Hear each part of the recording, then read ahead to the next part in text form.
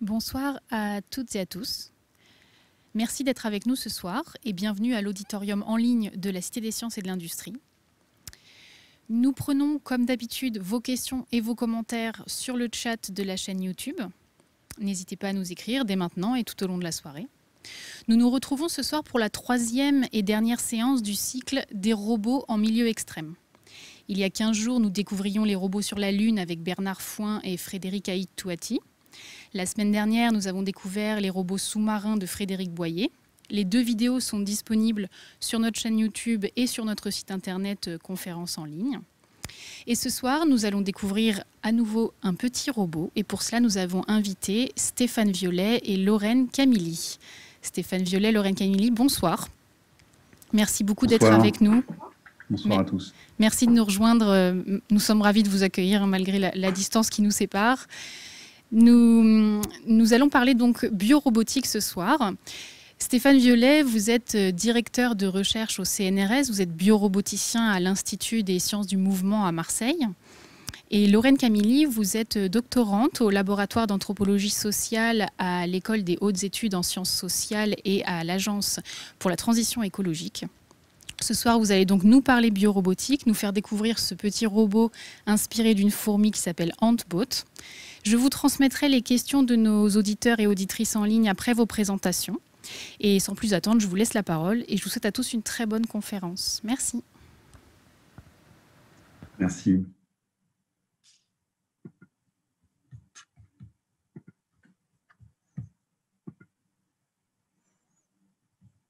OK. Est-ce que tout s'affiche correctement?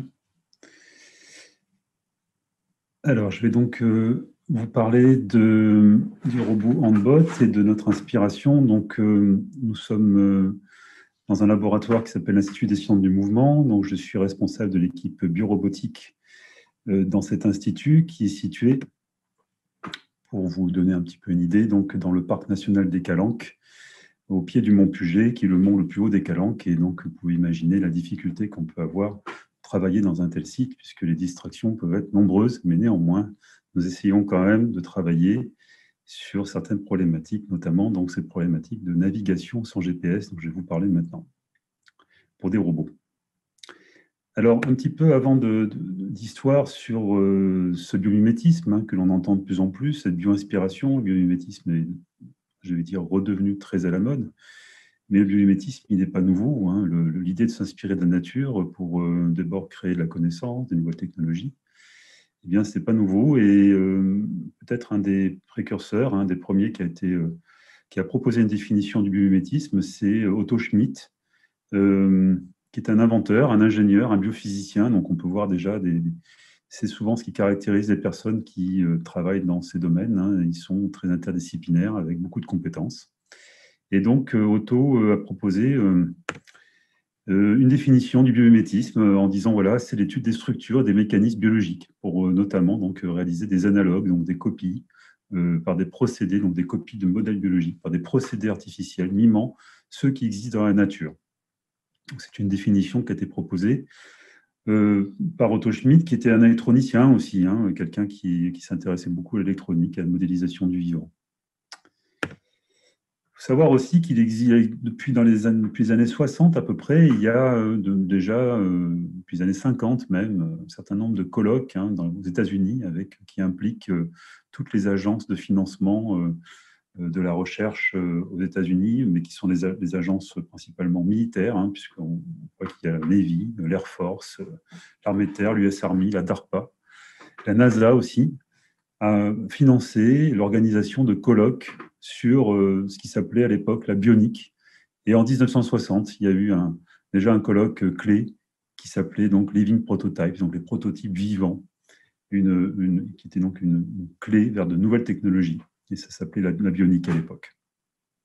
Donc on voit que ce n'est pas tout à fait récent, cette histoire, ça a bien 50 ans maintenant. Et c'est pour ça que les Américains sont aussi quand même très, très bien positionnés dans le monde, dans cette recherche, et donc sont très, très actifs aussi. Et ce qui est intéressant de voir aussi, c'est que ce sont principalement les militaires qui financent la recherche dans cette bio-inspiration, ce biomimétisme, alors que chez nous, cette recherche est bien sûr aussi financée par des fonds publics. qui ne sont pas militaires, des fonds civils aussi. Mais l'armée aussi s'intéresse à ce type de recherche, en France aussi. Donc, qu'est-ce que le vivant peut nous apporter? Eh bien, on peut aborder cette question sous forme de 3 points. Déjà de la connaissance, bien sûr, puisqu'on va aller voir ce qu'a fait le vivant, ce qu'a développé le vivant, c'est de la connaissance, pour essayer de comprendre comment ça fonctionne. Un deuxième point, une deuxième étape importante, c'est que ces connaissances peuvent apporter de nouvelles idées, souvent en rupture, souvent contre-intuitives par rapport à la pure pensée de l'homme. Et ça, c'est aussi un aspect très intéressant d'aller voir ce qu'a fait le vivant. Et enfin, ces idées peuvent aussi apporter souvent des technologies qui sont en rupture, de nouvelles technologies, donc bio-inspirées ou biomimétiques. Donc, dans l'équipe, nous avons une démarche que l'on peut qualifier dans un premier temps de circulaire. On va partir du vivant, qu'on met souvent à gauche, donc la fourmi, la mouche, l'abeille, sont nos modèles vivants. Donc, nous avons des modèles insectes. Nous allons essayer de comprendre comment fonctionnent les réflexes sensorimoteurs à bord de ces animaux. On va essayer de comprendre comment fonctionnent ces neurones qui sont câblés dans ces tout petits cerveaux qui sont à l'intérieur de la tête de ces insectes. Quels sont les traitements qui sont faits par les neurones pour réaliser des capteurs que l'on va mettre à bord de robots autonomes, des capteurs pour la navigation, des robots autonomes, des capteurs optiques, souvent des capteurs visuels. Et puis, on va essayer de revenir vers le vivant à partir de nos robots qui sont des artefacts, en fait, pour essayer de mieux comprendre et de suggérer de nouvelles hypothèses, de nouvelles questions pour mieux comprendre le vivant. Cette approche aussi, on peut la voir d'une autre manière, plutôt sous la forme de ces courbes, où en fait, on va donc partir d'un certain niveau de connaissance en biologie. Ce sont des courbes en hystérésis, on appelle ça. Et puis, l'inspiration va nous permettre d'atteindre un certain niveau de connaissance en robotique. Et on peut appeler ça une espèce un acte biomimétique, finalement, pour aller vers la robotique. Mais aussi, on peut revenir sous forme d'hypothèse à la biologie. Mais alors là, je suis revenu au même niveau, mais on pourrait revenir avec un niveau de connaissance un peu supérieur.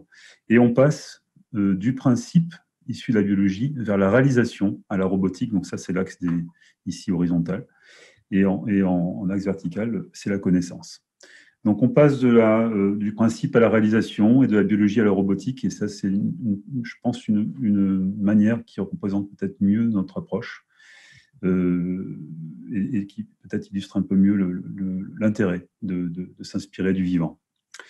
Mais je vais laisser donc la parole à Lorraine Camille qui va nous parler aussi d'un numéro spécial de la revue Technique et Culture qui a abordé de manière très générale le biomimétisme aussi.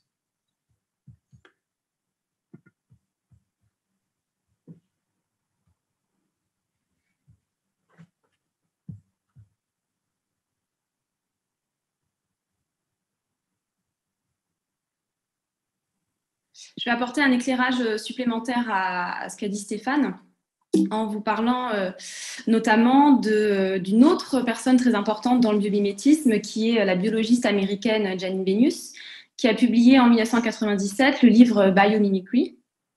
C'est une enquête qu'elle a faite aux États-Unis auprès d'acteurs qui s'inspirent du vivant pour faire de la chimie, fabriquer des matériaux, faire de l'agriculture. Et elle rassemble toutes ces démarches éparses, très différentes, sous un terme unique qui est celui de biomimétisme, qui concerne donc une pluralité de domaines, l'agriculture, le design, l'architecture, la médecine et la robotique. Donc, ce qu'elle dit dedans, c'est que s'inspirer du vivant pour développer des innovations technologiques plus respectueuses de l'environnement et plus performantes techniquement. Et c'est ce qu'elle appelle le biomimétisme, l'objectif étant de concilier le développement économique. Elle invite le lecteur à respecter ce qu'elle appelle des principes du vivant, qui sont définis comme un ensemble de lois, stratégies et principes canoniques, je cite, parmi lesquels la nature fonctionne à l'énergie solaire, n'utilise que l'énergie dont elle a besoin, transforme les limites en opportunités, etc., etc. Et en fait, on retrouve ces principes dans l'exposition permanente de la Cité des sciences bio-inspirées, qui guide d'ailleurs sa conception. Donc, Janine Benyus nous enjoint à considérer la nature non plus comme une source de matériaux à extraire, mais comme un modèle, un maître dont il faudrait imiter les réalisations, l'objectif final étant de promouvoir une forme de reconnexion au vivant et à la nature. Donc, il y a eu beaucoup de travaux dans les 20 dernières années qui ont cherché à définir le biomimétisme et la bio-inspiration en délimitant des définitions, en produisant des normes ISO internationales, en essayant de définir, de distinguer le biomimétisme de la bioinspiration en entrant dans le détail des définitions. Mais l'approche anthropologique est différente. Donc pour nous, il ne s'agit pas d'observer la nature pour l'imiter, mais d'observer ce que font les humains lorsqu'ils disent imiter la nature ou des êtres vivants. Donc c'est ce qu'on a fait dans le numéro 73 de Technique et Culture, que j'ai co-dirigé avec Péric Pitrou et Fabien Provost, qui sont aussi anthropologues. Et nous avons adopté un regard éloigné, pour reprendre les termes de Lévi-Strauss, sur ce grand panel de pratiques qui peut être désigné sous le terme biomimétisme ou bioinspiration. Donc on essayait de l'envisager dans un cadre élargi et de considérer le biomimétisme et la bioinspiration moderne comme une variante contemporaine des pratiques d'imitation du vivant et de la nature qu'on retrouve en réalité à toutes les époques et sur tous les continents. Donc c'est pour ça que nous parlons de biomimétisme au pluriel, pour bien mettre en évidence la diversité de ces pratiques et des conceptions de la vie et de la nature qui y sont associées. Donc c'est un numéro qui rassemble des contributions de champs disciplinaires très variés, des anthropologues, des sociologues, des roboticiens, donc comme l'article de Stéphane Violet qui a contribué avec ses collègues en écrivant sur le robot Handbot qu'on va vous présenter juste après, des philosophes, des biochimistes. Et donc, on rassemble des enquêtes dans des laboratoires de sciences contemporaines, mais aussi dans des sociétés dites traditionnelles. Et donc, dans le cadre de la démarche qui a été initiée par le champ de l'anthropologie de la vie, ce qu'on essaie de faire, c'est de comprendre les relations entre technique et nature, ce qu'on appelle en Occident la nature, qui est pensée comme un domaine autonome et séparé de la culture. Et donc, dans ce cadre, la robotique, et en particulier la robotique bio-inspirée, constitue un domaine privilégié pour réfléchir à ces relations. Mais on peut aussi s'intéresser aux pratiques chamaniques en Sibérie, aux cérémonies des Moursis d'Éthiopie qui imitent leurs bovins, ou encore aux savoirs forestiers des Kassuas de Papouasie-Nouvelle-Guinée, pour interroger ce que signifie imiter un être vivant dans une société non occidentale, une société animiste par exemple.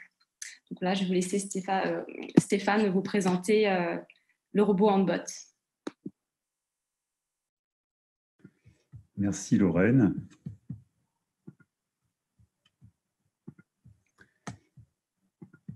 Alors,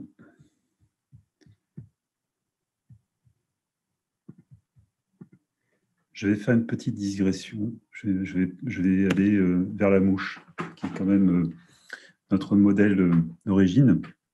Il se trouve que la mouche quand même partage beaucoup de caractéristiques communes avec la fourmi au niveau de son système visuel, puisqu'elle a un œil composé comme la fourmi. Et la mouche donc est capable, donc ici avec son œil composé, de voir le monde d'une certaine manière, et certainement pas comme ceci. Donc ça, ce n'est pas la dernière image qu'a pu voir une mouche avant de mourir. Ce n'est pas comme ça que la mouche se représente son environnement. Et c'est pour ça que je tenais à faire une petite parenthèse sur la vision de la mouche, puisqu'en fait, la mouche a un œil composé avec plein de photorécepteurs et des lentilles et des facettes, hein, qui sont en fait des petites lentilles, hein, des micro-lentilles, mais chaque photorécepteur regarde dans une direction différente de l'espace et ne voit pas à chaque fois comme ça un effet de mosaïque ou un effet de réplication comme ça, de kaléidoscope, comme on peut le penser. Ce n'est pas du tout de cette manière-là, même si ça peut donner naissance à un dessin assez marrant. La mouche voit plutôt, et l'abeille ici, donc ce sont des représentations de simulation, hein, de ce que peut voir l'environnement, comment ces insectes peuvent voir leur environnement. Mais vous voyez qu'ici, il y a une magnifique araignée crabe en haut à gauche, posée, qui est donc sur un tournesol, hein, qui est à l'arrêt, hein, qui est à l'affût, hein, sur une fleur magnifique, là, jaune.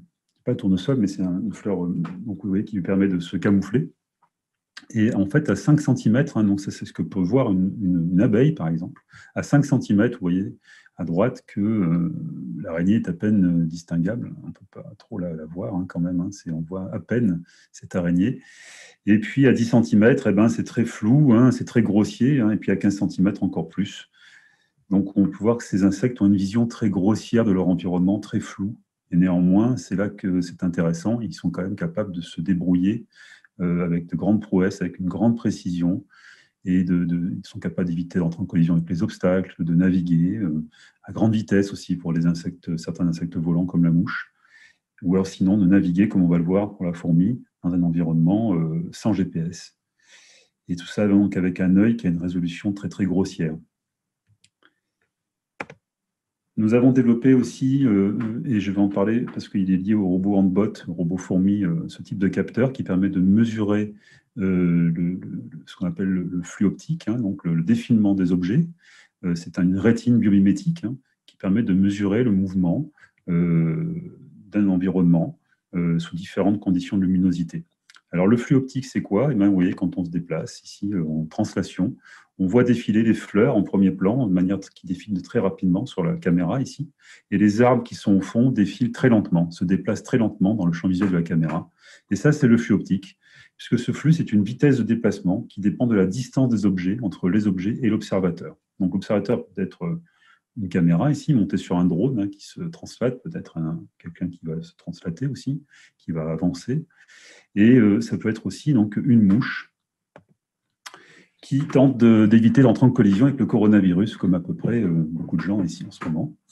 On essaye donc de faire ça. Et comment la mouche peut se débrouiller? Et pour faire ça, avec sa vision très grossière, un environnement, avec sa vision très primitive, hein, aussi. Hein. Donc pour ça, elle va utiliser une stratégie où elle va donc générer un mouvement de vitesse qu'on appelle vitesse V, ici, vers l'avant. Et elle va regarder dans une certaine direction, θ, ici, là, donc. Et ça va être la seule équation de ma présentation.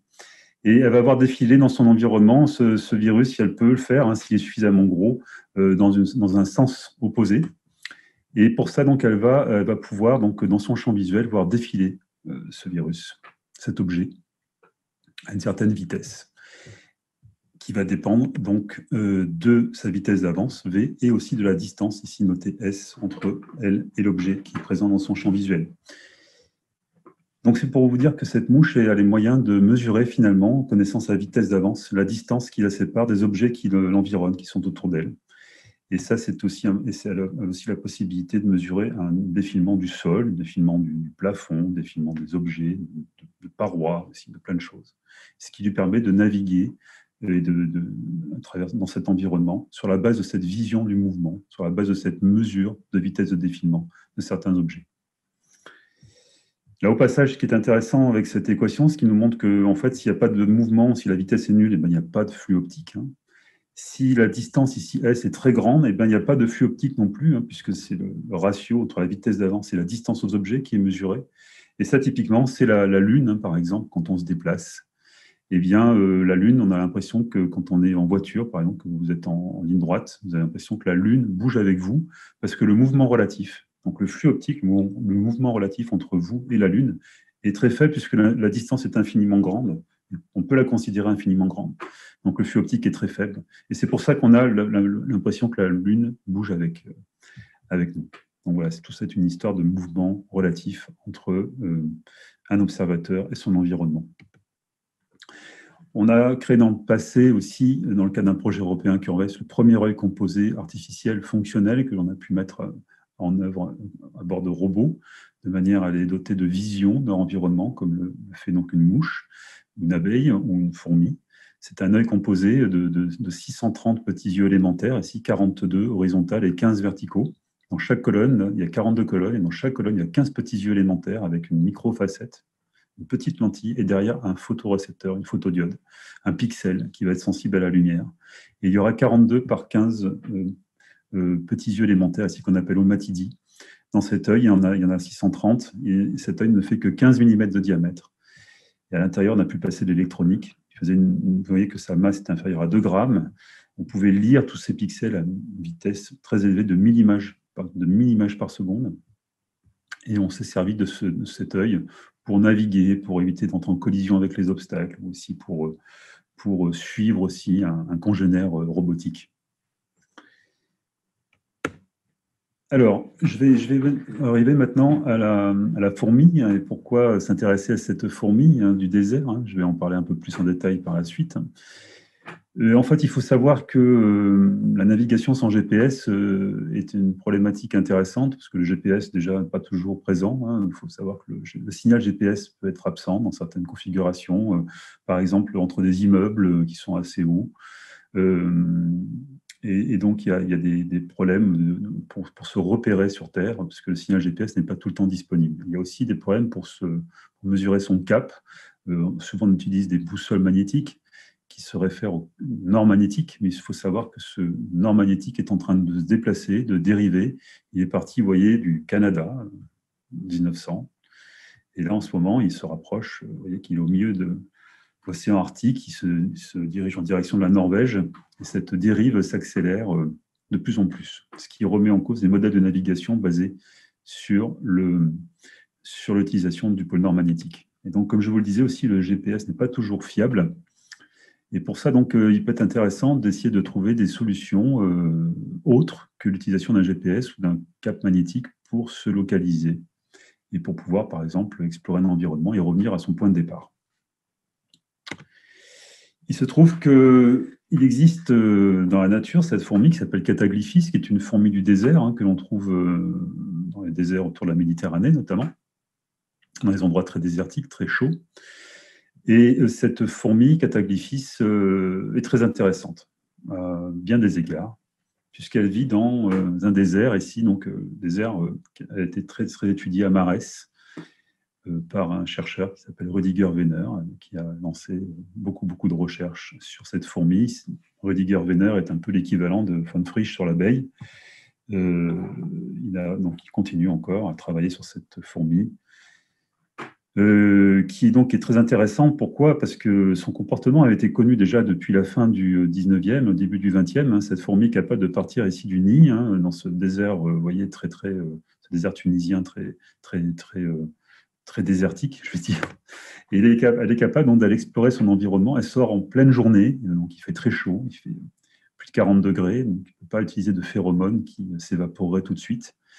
Donc elle est capable de partir en pleine journée. Alors pourquoi? Ça a deux avantages, en pleine journée quand il fait très chaud, parce que c'est le moment où il y a peu de chances de tomber sur un prédateur, et c'est aussi le moment où probablement on a la meilleure chance de trouver des proies mortes, notamment des insectes grillés, déjà toastés par le soleil et la chaleur.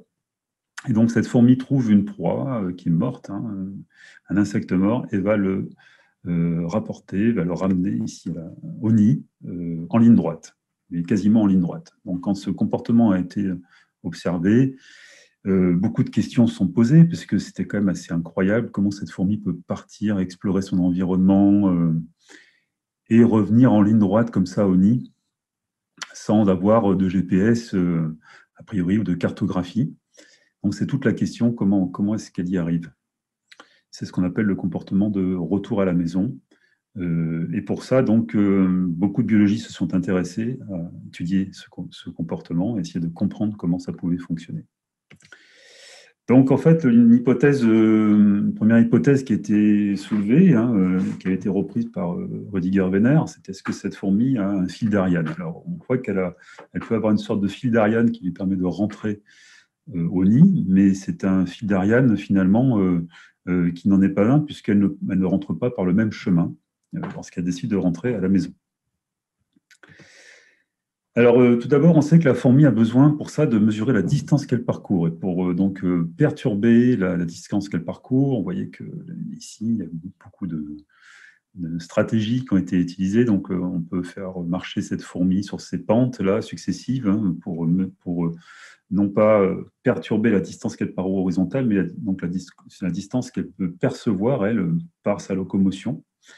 Donc, on peut essayer de perturber. Donc, vous voyez qu'en fait, elle va ici parcourir une distance équivalente horizontale, mais par contre, elle aura quand même eu la sensation de peut-être de parcourir beaucoup plus de distance entre deux points, en rajoutant ces pentes successives. Ce qui n'est pas le cas, en fait. Ça ne perturbe pas du tout sa mesure de distance en odométrie, puisqu'elle s'attend toujours dans le chemin du retour. Donc l'idée, c'est de prendre la fourmi quand elle est en train de rentrer à la maison, de la déplacer d'1 mètre, et puis de regarder ce qui se passe. Ce qui se passe, c'est que la fourmi a une trajectoire très similaire, donc elle rentre tout droit au nid, mais sauf que comme elle a été déplacée d'1 mètre, elle ne trouve pas son nid. Et donc, durant cette trajectoire de retour, on peut la faire passer par ce genre de pentes successives pour voir si ça perturbe son estimation de distance, et ça ne perturbe pas non plus son estimation de distance qui est très robuste. On peut aussi lui mettre des échasses, c'est ce qui s'est passé. Donc, des chercheurs ont placé des échasses au bout des pattes, ce qui a permis de montrer que la fourmi en fait, est capable d'estimer la distance qu'elle parcourt en comptant ses foulées grâce à des échasses. Donc, par contre, en plaçant des échasses, en collant des petits bouts de bâton au bout des pattes, ça a perturbé quand même grandement son odométrie, donc sa capacité à mesurer les distances, puisque là, une foulée faisait plus de distance. Et elle n'avait pas tenu compte de ce paramètre et ça a perturbé grandement sa mesure d'odométrie. C'est comme ça qu'on sait que la fourmi compte aussi ses foulées pour estimer la distance parcourue.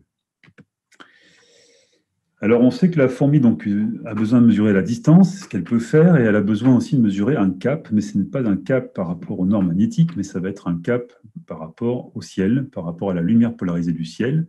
Et pour ça, donc, un certain nombre d'expériences ont été menées ici, dans ce désert tunisien, à Marès, en plaçant donc un filtre polarisant qui va modifier la lumière polarisée issue du ciel. J'en parlais par la suite. Donc, la lumière qui vient du ciel, une certaine caractéristique optique qui est exploitée par la fourmi, par de nombreux animaux, mais pas par nous. On n'est pas sensible à cette lumière polarisée. Et donc, pour perturber cette perception de cette lumière polarisée, les chercheurs ont placé ici sur un plateau un filtre polarisant et ils se déplacent avec la fourmi parce que c'est un plateau qui peut rouler. Et ça a perturbé grandement la mesure de cap de la fourmi. Donc la fourmi en fait est capable donc de mesurer, c'est en fait une sorte de ligne, c'est ce qu'on appelle la diffusion de Rayleigh. Il y a dans le ciel des lignes de lumière de différentes intensités qui sont dues à cette lumière polarisée, qui est une diffusion de la lumière du soleil dans l'atmosphère. Il se trouve que la lumière donc ressort du ciel, de l'atmosphère, elle est donc polarisée et elle suit à peu près ces lignes qui sont centrées, donc qui sont des cercles en fait centrés autour du Soleil. Et donc vous voyez que ça forme un motif dans le ciel, et ce motif, la fourmi peut s'en servir, notamment au voisinage du zénith. Elle peut avoir une référence de direction, savoir donc combien elle a tourné par rapport à ces lignes qui sont donc placées dans le ciel. Et pour ça, donc, elle a une zone de son œil composé, qui est une toute petite zone qui s'appelle l'aire dorsale marginale, qui va être composée de photorécepteurs qui vont être sensibles à la lumière polarisée du ciel, notamment dans l'ultraviolet, dans l'UV, ce qui va lui permettre de voir aussi dans différentes conditions météo. Et donc, dans cet œil, il y a donc des filtres polarisants qui vont lui permettre donc de mesurer, d'estimer l'orientation de ces lignes dans le ciel. Pour vous donner une idée, voilà une petite animation. En rouge, c'est le soleil, en bleu, ce sont les lignes de lumière polarisée. Donc on peut faire s'élever le soleil. Vous voyez que ces lignes changent, se déplacent avec la position du soleil en élévation, jusqu'à donc former des cercles ici qui sont concentriques et qui donc sont centrés autour du soleil, qui se dirigent ici en direction du zénith. On peut aussi essayer de percevoir cet environnement grâce donc à des lunettes de soleil, par exemple. Les lunettes de soleil ont des filtres polarisants qui enlèvent les reflets. Et pour ça, on peut regarder le ciel et on peut voir à travers un filtre polarisant de lunettes de soleil, on peut voir ici une bande clairement plus sombre et des bandes plus claires. Et c'est cette bande plus sombre qui donc caractérise cette distribution de lumière polarisée dans le ciel. On peut voir aussi que cette bande, on peut la voir même s'il y a des nuages. Et ça, c'est dans le visible, dans le spectre visible, on peut aussi percevoir cette lumière polarisée dans le spectre UV. C'est ce que nous avons fait avec le robot Handbot.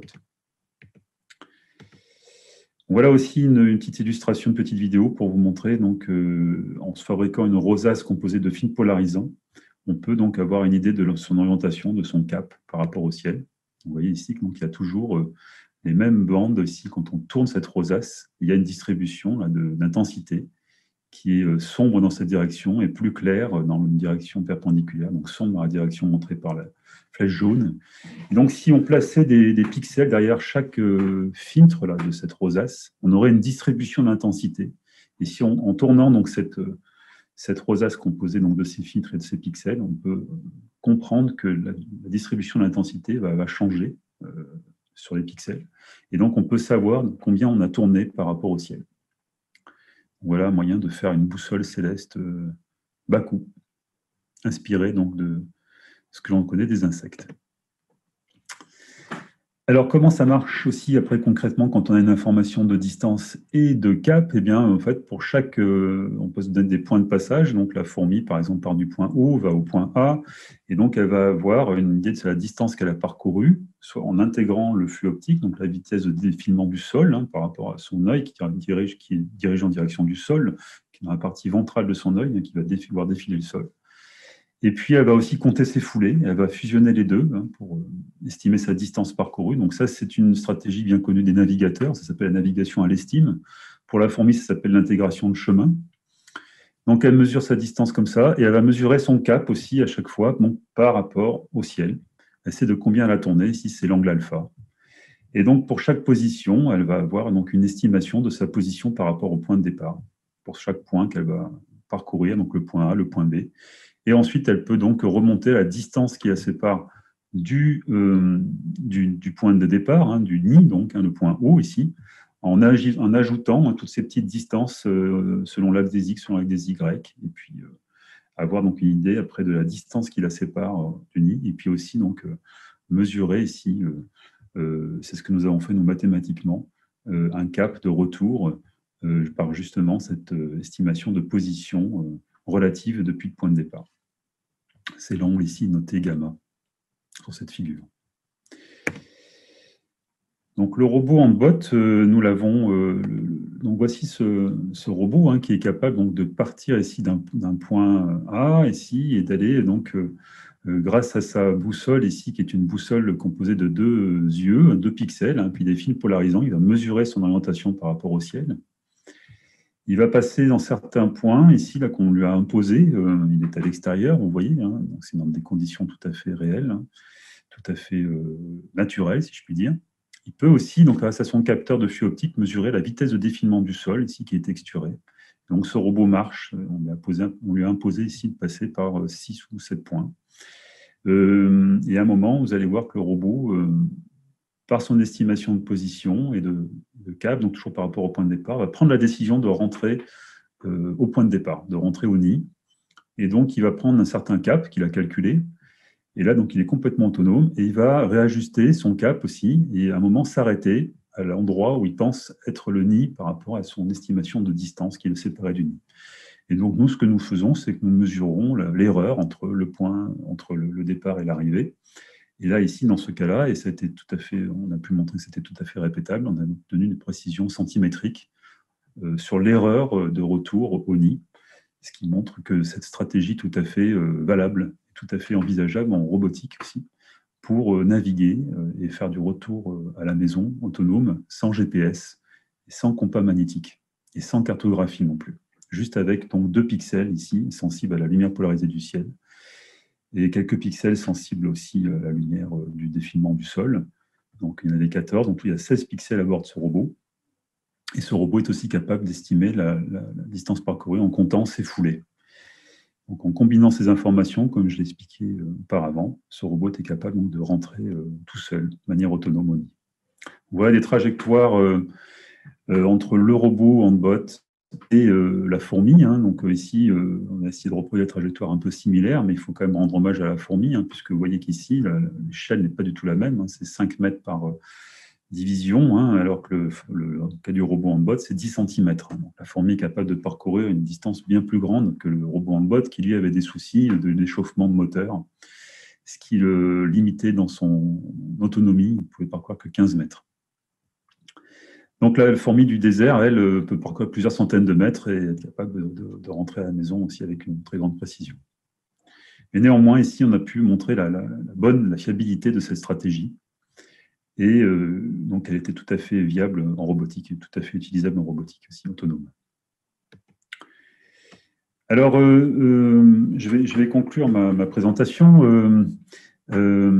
Ici, donc, je vous ai montré quelques trajectoires. Alors, j'avais observé quelque chose d'assez étrange, parce que si je me mettais à la place de la fourmi et que je partais, par exemple, de la maison en ligne droite, eh bien, je peux voir que j'allais au bar ici, que ma trajectoire de retour, par contre, était beaucoup plus complexe. Donc, c'était quand même un résultat assez étonnant.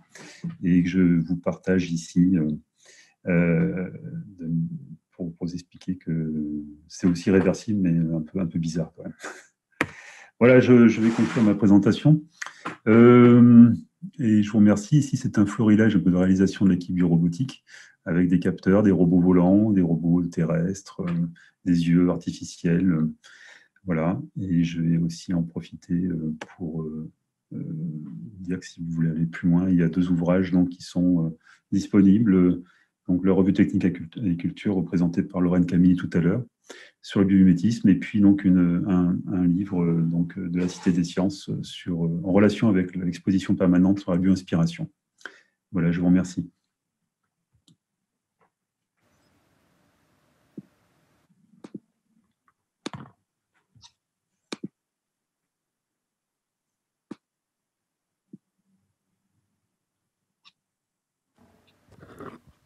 Merci beaucoup.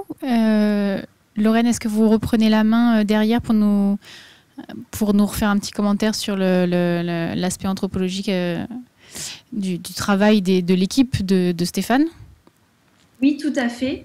Voilà, est-ce qu'on voit bien mon PowerPoint à l'écran? Pas encore. Pas encore. Voilà, c'est bon de notre côté. Merci. Je vous laisse la parole.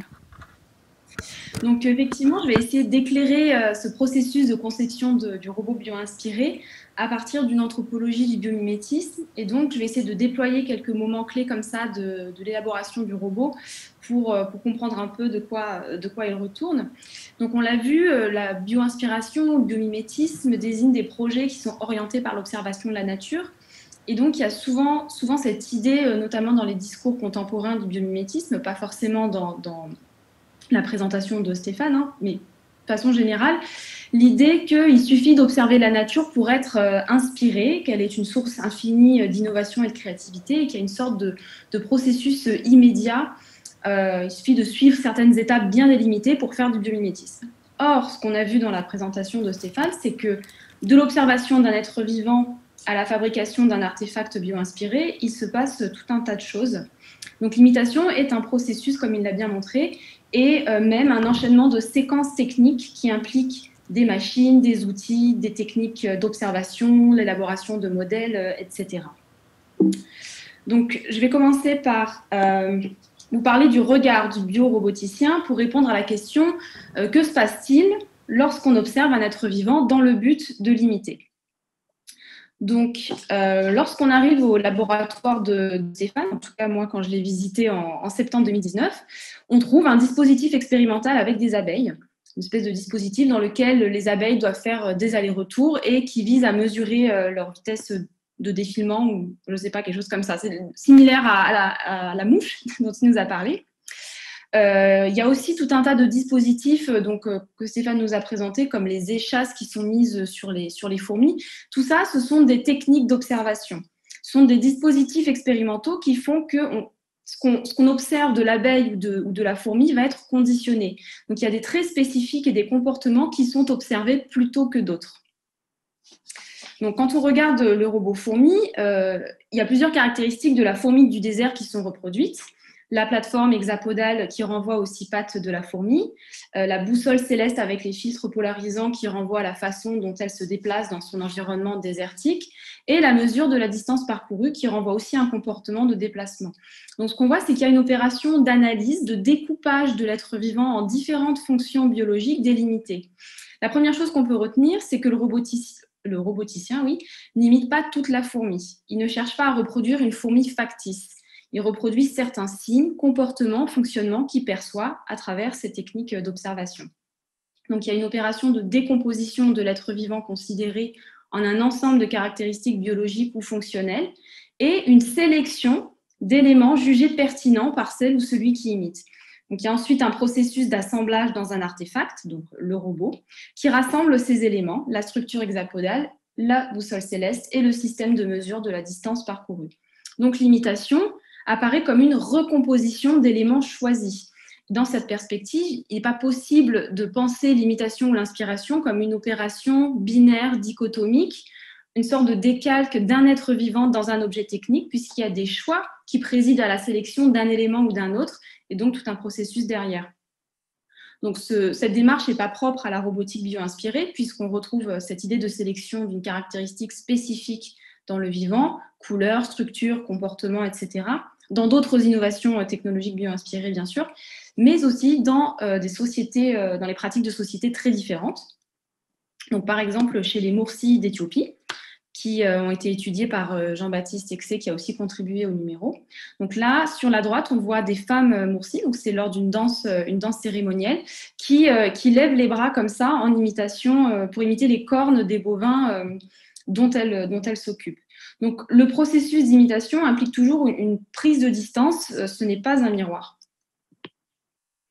Le deuxième point, c'est que, donc là j'ai emprunté ton schéma Stéphane, c'est qu'il y a un regard technique qui est posé sur le vivant, puisque le découpage d'un être vivant ou d'un système écologique d'ailleurs en fonctions biologiques, en stratégie, en éléments fonctionnels, suppose une opération qui repose sur une conception techniciste du vivant. Je vais m'expliquer. Donc le rôle de l'analogie entre le vivant et la technique est très important dans cette démarche. Lorsque Stéphane et son équipe parlent de boussole céleste ou parfois de compas pour désigner la façon dont la fourmi se repère dans l'espace par rapport à la lumière polarisée du ciel, ils ont recours à une analogie entre une technique humaine et un processus naturel. Cette analogie permet de comprendre de quoi il s'agit, de ramener à quelque chose de connu, mais elle suppose aussi qu'il y a au départ un regard technique qui recherche activement des analogies entre le vivant et la technique. Parce que le comportement de la fourmi est pensé à l'avance comme un intégrateur de chemin ou une stratégie de navigation, il est possible de la décomposer en équations, en modèles et de l'encoder dans un système de navigation artificielle. Donc en fait, ce regard qui envisage le vivant comme étant déjà technique, déjà détenteur de stratégies et de fonctions, oriente la façon dont on va regarder un être vivant. En quelque sorte, on trouve des stratégies de navigation chez la fourmi parce qu'on cherche des stratégies de navigation. Le robot fourmi apparaît ensuite comme une objectivation, une objectification d'un organisme, donc la fourmi du désert, Cataglyphis, mais c'est aussi la matérialisation d'un milieu. Et pour expliquer cette idée, je vais faire un détour par le homard. Donc c'est un autre robot bio-inspiré qui s'appelle le robot Lobster, qui est développé depuis les années 2000 par le département de la défense états-unien, donc c'est de la recherche militaire. Dans son article « Une géopolitique biomimétique », la géographe Elizabeth Johnson, qui a contribué au numéro, décrit son processus de fabrication. Donc, ce qu'elle explique, c'est que le homard est un animal qui évolue dans un environnement marin très perturbé, qu'on appelle la zone de déferlement, qui est faite de tourbillons, de remous, de courants. Et c'est précisément cette capacité d'adaptation de l'animal que les chercheurs ont voulu comprendre et reproduire dans un robot autonome, lui aussi, inspiré du homard. Donc, le robot Lobster est une objectivation du homard. Comme le Handbot, il est le fruit d'une sélection d'éléments pertinents et d'un réassemblage dans un robot, mais c'est aussi l'objectivation de son milieu, parce qu'il a été conçu par rapport à un milieu spécifique. Donc en fait, les contraintes de conception du robot reflètent les contraintes de conception, les contraintes du milieu du homard. Et de la même façon, Handbot est conçu pour évoluer en conditions réelles, avec le soleil et la lumière polarisée, c'est-à-dire dans le même milieu naturel que la fourmi. Dans les deux cas, donc, il y a une prise en compte du milieu et des relations qui s'y établissent, et c'est quelque chose que le roboticien ou la roboticienne prend en compte. Et on peut dire à partir de là que l'imitation d'un être vivant est toujours aussi une imitation de son milieu et des relations qu'il noue avec son milieu.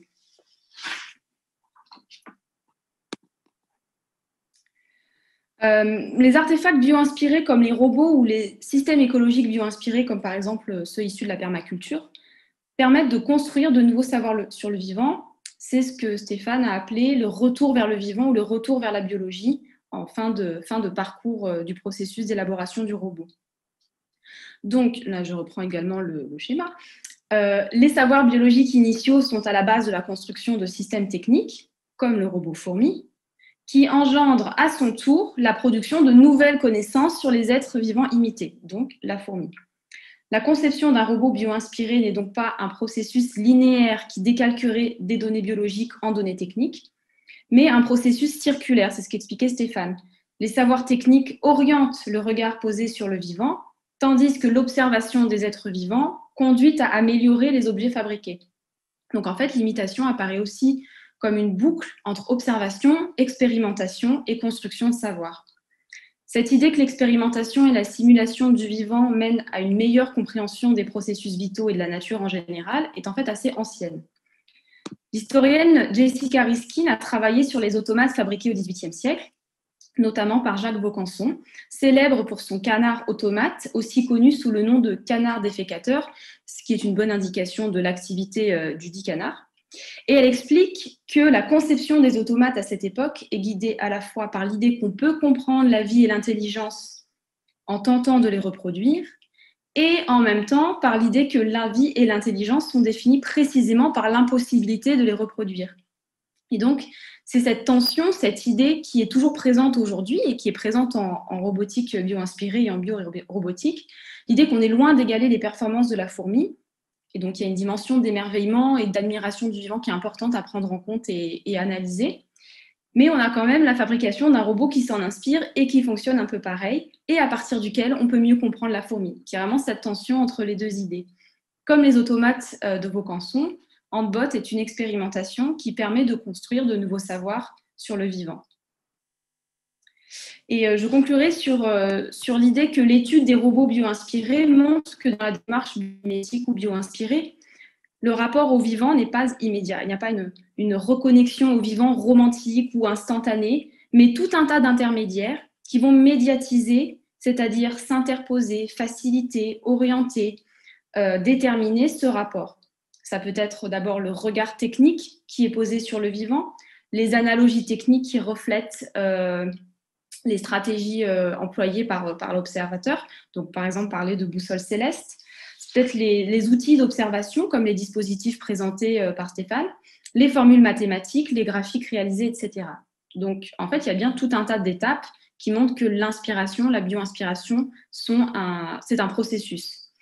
Et donc, le robot qui est finalement construit est lui-même un intermédiaire entre l'humain qui le regarde ou l'utilise, ou le fabrique, l'être vivant dont il est inspiré et le milieu dans lequel il évolue.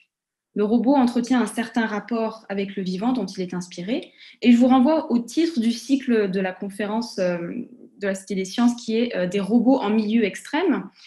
Et donc, en fait, on peut conclure sur l'idée que les robots médiatisent, c'est-à-dire qu'ils donnent accès, qui donnent à voir, à comprendre et à explorer des milieux inaccessibles aux humains.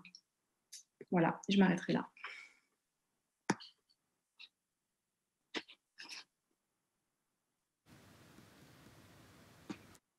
Merci beaucoup. Merci à vous deux pour vos présentations. Alors, quelques questions, peut-être tout de suite une pour rebondir sur ce que vous êtes en train de dire, Lorraine. Est-ce que vous pouvez nous donner quelques exemples ou nous expliquer si c'est plus souvent la capacité d'une plante ou d'un animal qui inspire et qui mène à cette démarche de biomimétisme, de biorobotique, ou l'inverse, certaines questions, certaines problématiques qui sont recherchées du coup dans des milieux naturels ou chez les êtres vivants? Moi, j'aurais tendance à dire que c'est vraiment la recherche d'une solution à un problème qui va orienter la recherche de connaissances du vivant. Par exemple, la pollution, et on va aller rechercher donc, dans la littérature qui existe, par exemple des plantes qui vont être capables de dépolluer ou des champignons qui vont être capables de dépolluer. Mais souvent, à la base de la démarche, ça va être la recherche d'une solution. Il n'y a pas vraiment de... En tout cas, moi, je n'ai pas rencontré d'exemple d'épiphanie ou de moments comme ça, de révélation en observant un être vivant, on se dit, tiens, je pourrais en faire quelque chose. Et dans votre expérience, oui, Stéphane, j'allais dire pareil, est-ce que vous avez des exemples à nous citer? Je vais un petit peu contredire Lorraine. Oui, alors après, les raisons profondes sont toujours pas faciles parce qu'on n'a pas forcément toutes les histoires complètes, hein, mais je sais que, par exemple, à la fin de la guerre, hein, il y avait deux chercheurs, Werner Reichhardt et Hassenstein, c'était deux officiers de l'armée allemande régulière qui se sont dit, si on s'en sort, on monte un institut, il y avait un physicien et un biologiste, on monte un institut de recherche en cybernétique, ça s'appelait l'Institut de cybernétique de la Max Planck à Tübingen. Et ils ont donc monté cet institut, et là, donc, ils ont choisi comme modèle la mouche. et donc parce que la mouche déjà était un modèle assez facile à élever en laboratoire. Et il s'intéressait déjà d'un point de vue purement fondamental à essayer de comprendre comment fonctionnait cette mouche, avec une approche déjà, un point de vue de biologiste et de physicien. Donc c'est un institut assez incroyable qui n'existe plus en tant que tel à l'époque, qui rassemblait des physiciens et des biologistes qui donc confrontaient leur point de vue sur le fonctionnement, l'étude du fonctionnement du système visuel de l'insecte, sans forcément avoir comme objectif de développer de nouvelles technologies ou de répondre à un besoin particulier, mais il s'agissait déjà de comprendre l'optique, la physique, la neurophysiologie et les traitements des neurones qui sont faits à l'intérieur de ces systèmes visuels, de ces insectes, donc notamment de la mouche. Voilà un exemple. Donc je crois que ce n'est pas toujours le cas. Il y a beaucoup aussi, je pense, de recherches qui sont menées un peu par, je ne sais pas si par hasard ou par juste purement curiosité, puisque quand on observe par exemple une crevette menthe, on peut se demander, quand on voit son œil très complexe, qu'est-ce qui se passe, à quoi est-ce qu'elle est sensible, quel type de spectre, visible, UV, voilà tout ça. Enfin. Donc voilà, il n'y a pas toujours, je crois, une volonté de répondre à un problème particulier. Merci. Alors, en ce qui concerne Handbot plus particulièrement, vous parliez de déplacement autonome du robot. Est-ce que vous avez des exemples d'applications concrètes qui sont donc arrivées potentiellement après la réalisation de ces recherches sur ce déplacement ? Alors bien sûr, dans le cas du robot Handbot, la fourmi a un comportement tellement stéréotypé qui est donc de rentrer à la maison, de naviguer comme ça de manière autonome. Tout de suite, quand un roboticien voit ça, il voit tout de suite des applications très très intéressantes pour répondre à plein de problématiques. Et notamment, donc, on est en train de travailler avec Peugeot Citroën, avec le groupe PSA, maintenant sur l'intégration d'une boussole céleste dans l'intérieur du véhicule pour améliorer l'estimation de cap du véhicule autonome. Puisque, comme je disais, le GPS n'est pas toujours disponible, le cap magnétique pose des problèmes, donc l'idée est de rajouter une nouvelle manière de mesurer le cap du véhicule à bord d'un véhicule du futur autonome. Et pour ça, donc, on développe un capteur dédié optique qui sera intégré, on espère, à terme dans un véhicule. Donc, pour vous donner un exemple d'application de la boussole céleste. Et pour se rendre mieux compte, ce robot Handbot, il mesure à peu près combien et il pèse combien par rapport à la fourmi ? Alors oui, il mesure à peu près 40 cm de diamètre, donc c'est quand même une grosse fourmi. Il faut voir que là, c'est un robot très imposant. J'ai plus le poids en tête, 1 kilo, un peu plus d'1 kilo. C'est un robot qu'on peut réaliser avec une imprimante 3D. Tous les schémas sont disponibles, donc ça c'est important aussi. On peut se fabriquer presque à la maison un robot hexapode comme ça, en achetant après des servomoteurs pour actionner les pattes, et on peut imprimer chaque pièce mécanique et se refaire, je peux dire, un robot Handbot à la maison. On est très sensible au fait de diffuser au maximum et de rendre ouvert nos fichiers qui ont servi à concevoir le robot. Maintenant, on rend tout ça complètement disponible au public. C'est même une obligation que nous avons dans la recherche publique. Je suis ravie que vous transmettiez au public ces informations, qu'ils puissent expérimenter eux-mêmes sur leur futur robot Handbot.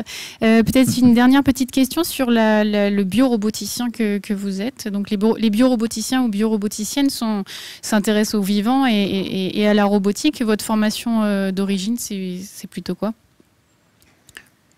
Oui. Alors moi, je viens du domaine de l'électronique et de l'automatique, donc l'étude des systèmes. D'un point de vue vraiment mécanique, automatique, électronique, voilà, donc vraiment de l'ingénierie. Et j'avais fait quand même un bac à l'époque c'était un bac D avec de la biologie. Et puis pendant ma thèse, je me suis intéressé donc à la mouche. Donc mon mentor travaillait depuis très longtemps, donc était dans cet institut de neurocybernétique à Tübingen, et puis donc m'a formé sur la bioinspiration, la biorobotique. C'était Nicolas Franceschini, qui est un précurseur en France, qui a passé 17 ans en Allemagne et qui a importé donc cette vision qu'il avait donc de la biorobotique en France. Et donc, il m'a formé à toute cette connaissance sur la vision des insectes. Et ensuite, moi, je suis parti en Australie à un moment aussi travailler avec un biologiste pour travailler sur la guêpe. Et donc, cette fois, travailler concrètement sur l'insecte, sur l'animal, sur le vivant. Et depuis, je continue. Donc, tous les jours, au laboratoire, comme le disait Lorraine, nous avons des mouches, des abeilles et des robots. Et on passe donc de l'un à l'autre en permanence. J'ai des étudiants qui travaillent sur la mouche, d'autres qui travaillent sur des robots. Voilà, c'est notre quotidien. Merci. Encore une question qui vient d'arriver tout juste sur le fil. Est-ce qu'il y aurait des applications dans le domaine de la médecine ou de la recherche spatiale ? Alors la médecine, oui, la médecine, il faut savoir que la vision polarisée intéresse beaucoup aussi la recherche médicale. Il y a des dispositifs, des caméras maintenant sensibles à la lumière polarisée qui ont été développées suite à l'étude de la vision de la crevette menthe notamment. Il y a donc les travaux du groupe de Victor Grueff aux États-Unis qui a permis de développer nouveau type de caméra sensible à la lumière polarisée qui est utilisée pour diagnostiquer de manière précoce certains cancers. Donc, qui est capable d'analyser des cellules, de détecter donc des cellules cancéreuses grâce à la vision de la lumière polarisée. Et pour le spatial, donc, alors, on espère développer un jour une boussole qui fonctionnera de nuit. Il semblerait que la lumière polarisée existe dans l'espace puisqu'il y a des poussières qui renvoient la lumière du soleil, des poussières donc, qui seraient donc, des sources de lumière polarisée dans l'espace. Donc, pourquoi pas aussi. On espère développer aussi un jour une boussole céleste qui fonctionnera sur Terre, mais la nuit, grâce à la lumière envoyée par la Lune. Donc, on sait que la lumière qui est renvoyée par la Lune est polarisée aussi, mais elle est beaucoup plus faible en intensité qu'en pleine journée. Voilà, donc quelques possibilités. Pour le spatial, c'est quand même beaucoup plus hypothétique. C'est transmis, merci. Je vous ai transmis toutes les questions que j'ai reçues. Est-ce que vous voulez un mot de conclusion ? Écoutez, moi j'étais très content de cette conférence. Merci à la Cité des Sciences. Merci de nous avoir invités, d'avoir accepté ce débat, ce qui était très intéressant. Et merci aussi à Lorraine pour son point de vue, toujours, je trouve, très riche en réflexion. Voilà, merci beaucoup. Merci à vous. Lorraine, merci également. Effectivement, je tiens à vous remercier tous les deux. C'était intéressant d'avoir vos points de vue complémentaires et ensemble ce soir. Je tiens à remercier le public qui nous a suivis ce soir en ligne sur la chaîne YouTube.